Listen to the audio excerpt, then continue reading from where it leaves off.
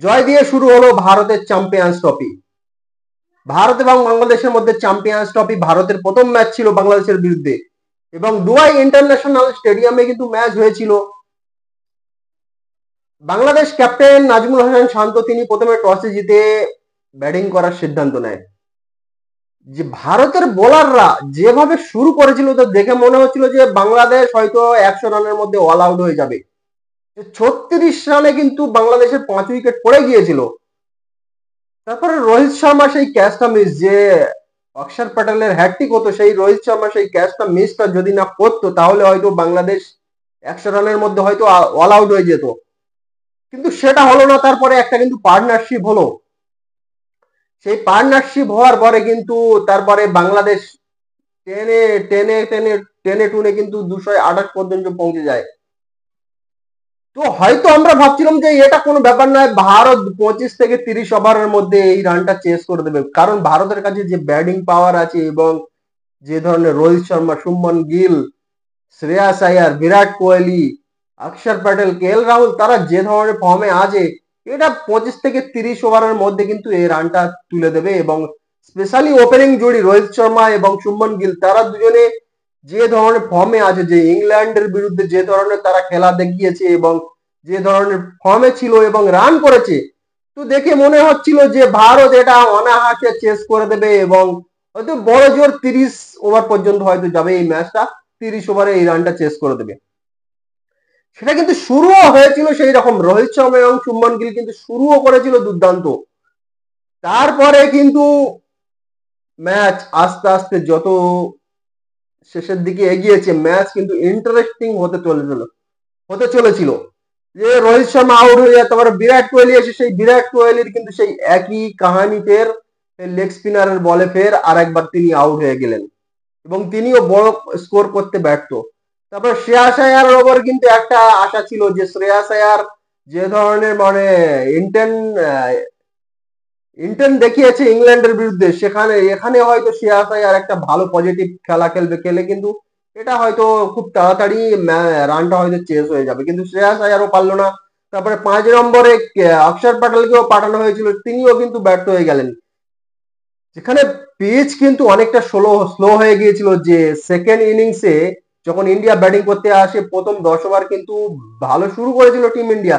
তারপরে যত আহ, সময় গিয়েছে কিন্তু আস্তে আস্তে পিচ কিন্তু স্লো হয়েছে, যার ফলে কিন্তু বাংলাদেশের কাছে কিন্তু সেই কোয়ালিটি স্পিনারও ছিল, যে রিশাদ হোসেন ছিল, মিরাজ ছিল, তো এরা কিন্তু কোয়ালিটি স্পিনার, এরাও কিন্তু ভালো বোলিং করেছে।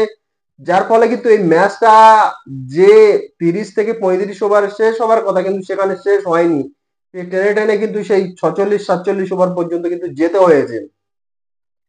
তো হ্যান্ডস অফ সব থেকে বেস্ট কিন্তু শুভমান গিল যে ধরনের পারফরমেন্স করেছে এবং একের পর এক কিন্তু উইকেট পড়তে থেকেছে অন্যদিক থেকে, কিন্তু শুভমান গিল আরেকদিকে তিনি লড়ে গিয়েছেন এবং সিঙ্গেল ডবল করে কিন্তু রান করতে গিয়েছেন এবং সেইটাই কিন্তু ভারতের জন্য একটা পজিটিভ।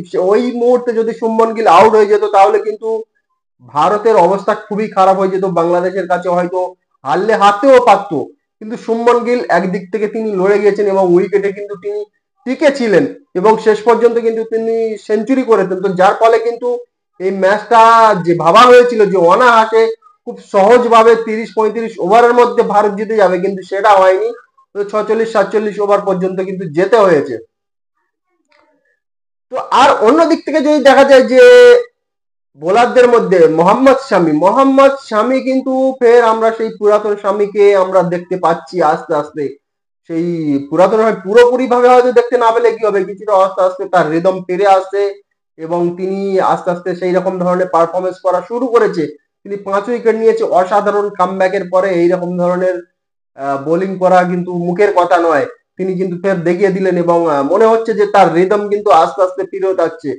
এবং বাংলাদেশ নিয়ে যদি বলি, বাংলাদেশের যে ত্রাহিদ হৃদয় তিনি কিন্তু দুর্দান্ত ব্যাটিং করেছে, যেই মুহূর্তে 36 রানে 5 উইকেট পড়ে গিয়েছিল সেখান থেকে একটা 154 রানের পার্টনারশিপ হয়েছে, যার ফলে কিন্তু বাংলাদেশ 228 পর্যন্ত পৌঁছাতে পেরেছে। যদি এই পার্টনারশিপটা না হতো বা রোহিত শর্মা যে ক্যাচটা মিস করেছে জাকির আলীর, সেই ক্যাচটা যদি মিস না হতো বাংলাদেশ কিন্তু 100 রানের মধ্যে কিন্তু অল আউট হয়ে যেত।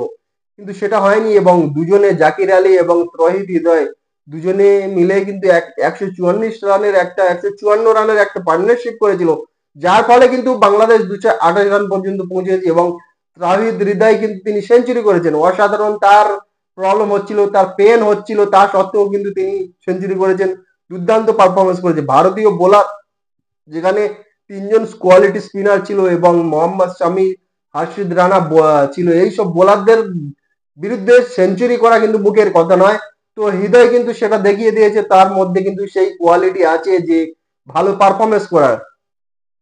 এবারে আসা যায় বাংলাদেশের কিছু জার্নালিস্ট এবং কিছু লোকের, তারা যে যে ভারত ভারতকে ভালোভাবেই কিন্তু বাংলাদেশ হারিয়ে দেবে, এই করবে তাই করবে। তো দেখো, পারফরমেন্স করে দেখাতে হবে, শুধু মুখের কথা বললে হবে না যে ভারতকে হারিয়ে দেবে এইভাবে। ওয়ান পেপারে বসতে হবে, বাস্তবটা কি সেটাকে কিন্তু মানতে হবে। বাস্তব না মেনে শুধু মুখের কথায় হামবড়মি কথা বলে যে ভারতকে আমরা হারিয়ে দেবো, ভারত আমাদের কাছে সেই রকম কিছু নয়, ভারতের বোলিং লাইন আপ অনেক উইক, উমুক তুমুক বলে এইসব মুখের তর্কে কিন্তু জেতা যায়, কিন্তু বাস্তবে কিন্তু সেগুলো জেতা যায় না। সেটা কিন্তু আরেকবার প্রমাণ হয়েছে যে বাংলাদেশ কিন্তু তিমিরেই আছে। তারা কিন্তু সেই এখনো ক্রিকেটের সেই রকম ধরনের উন্নতি করতে পারছে না। যে আফগানিস্তান যেভাবে তারা উন্নতি করছে দিনের পর দিন, তাদের ক্রিকেট কিন্তু গ্রোথ হচ্ছে, বাংলাদেশে সেটা হচ্ছে না, কারণ তাদের এই রকম ধরনের আলতু ফালতু কথাবার্তা। তারা আহ যে যে কোনো উপায়ে আমরা ভারতকে হারাতে চাই, যে আমরা চ্যাম্পিয়ন্স ট্রফি আমরা খেলবো, ফাইনাল খেলতে চাই, সেমিফাইনালে যেতে চাই। আরে বাবা, আগে ভালো করে খেলো, ম্যাচ জেতার মতন পজিশনে আসো, তারপরে চ্যাম্পিয়ন্স ট্রফি ফাইনালে যাবে।